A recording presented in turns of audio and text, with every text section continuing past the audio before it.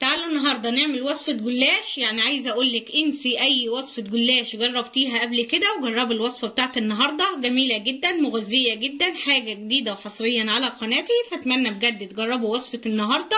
ولو عجبتكم الوصفه لايك وشير للفيديو، ولو عجبتكم القناه ولسه جداد عليها اتمنى بجد تشتركوا في القناه وتفعلوا زر الجرس للكل عشان كل ما ننزل فيديو يوصل لكم.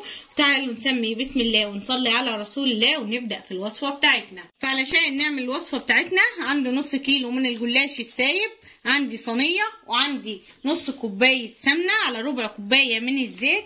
هبدأ كده امسك لفة الجلاش بتاعتنا، نيجي كده على لفة الجلاش وهي ملفوفة. بصوا ببدأ اقطعها بالطريقة دي.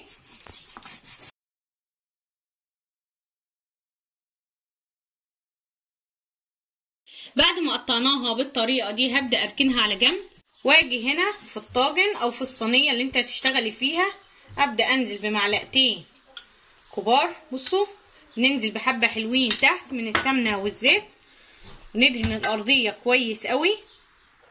وبعد كده بننزل بالجلاش اللي احنا قطعناه، اهم حاجه بالطريقه دي عشان يتفكفك من بعضه ما يبقاش فيه حاجه مجوز بالطريقه دي. وبننزل بحبه من السمنه والزيت عليهم، بننزل بباقي الكميه، يعني نزلنا بالنص كيلو كله.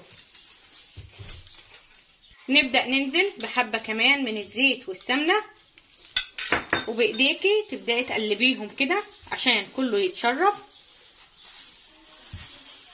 طبعا زي ما انتم شايفين شربت وقلبت الجلاش كله في السمنه والزيت، وطبعا متبقي معايا نص الكميه اللي انا كنت حطاها. دلوقتي هتسويه ازاي او هتحمريه ازاي؟ هدخله على الرف الوسطاني شغال عليه من تحت على اعلى درجه حراره لحد لما يبدا ياخد اللون. ابدا اديله برده تقليبه عشان حابه ان هو ياخد اللون كله لون موحد.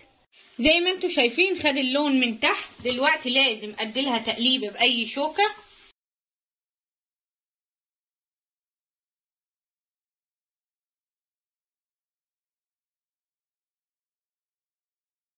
بعد ما قلبناها كويس قوي كده دلوقتي هرجع ادخلها تاني الفرن شغال عليها من تحت على اعلى درجه حراره، وهشغل لها النار من فوق وسط لحد لما اتاكد ان هي خدت اللون كويس. نبدا نخرجها ونكمل باقي الوصفه بتاعتنا. زي ما انتم شايفين الجلاش خد اللون، شايفين الجمال.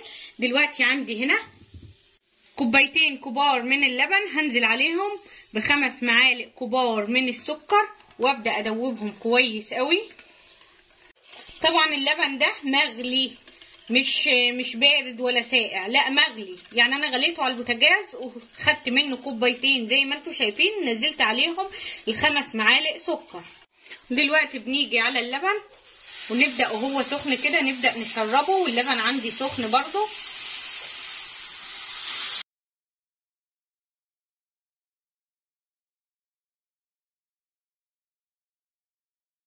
دلوقتي على بال ما الجلاش بتاعنا يبرد ويتشرب اللبن هنيجي هنا عندي 2.5 كوباية من اللبن، هنزل عليهم ب2 باكت من الكريم كراميل بالطريقه دي. يبقى عندي 2.5 كوباية من اللبن حط عليهم 2 باكت من الكريم كراميل. يعني كيس الكريم كراميل ليه 2 كوبايتين لبن، فاحنا حاطين يعتبر نص الكميه بس كده. هبدا دلوقتي ادوبهم وابدا ارفعهم على نار عاليه لحد لما الخليط بتاعنا يبدا يغلي. زي ما انتم شايفين غلي معايا بالطريقه دي. دلوقتي هبدا ارفعه من على النار، هنبدا ننزل بيه على الجلاش. شايفين الجمال. نبدا نحركه كده عشان نوزعه على باقي الجلاش.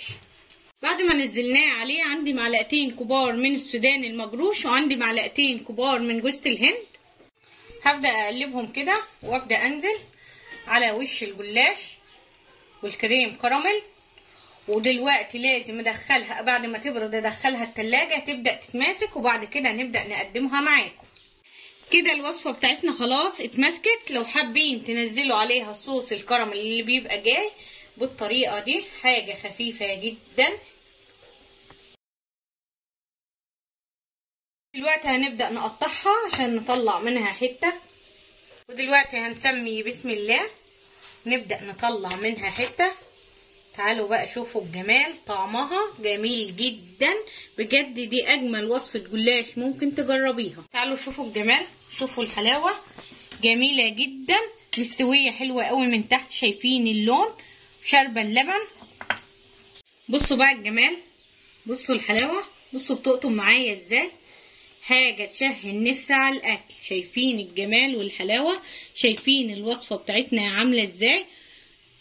فاتمنى بجد تجربوا وصفة النهاردة، والله العظيم الوصفة اكتر من رائعة، جديدة مبتكرة مغذية، طعمها جميل جدا. فاتمنى بجد تكون وصفتي للنهارده عجبتكم. لو عجبتكم الوصفة لايك وشير للفيديو. لو لسه بتشوفوا قناتي لاول مرة اتمنى بجد تشتركوا في القناة وتفعلوا زر الجرس للكل عشان كل ما انزل فيديو يوصل لكم. وكل سنة وانتم طيبين ويعود عليكم الايام بخير، وصلوا على رسول الله.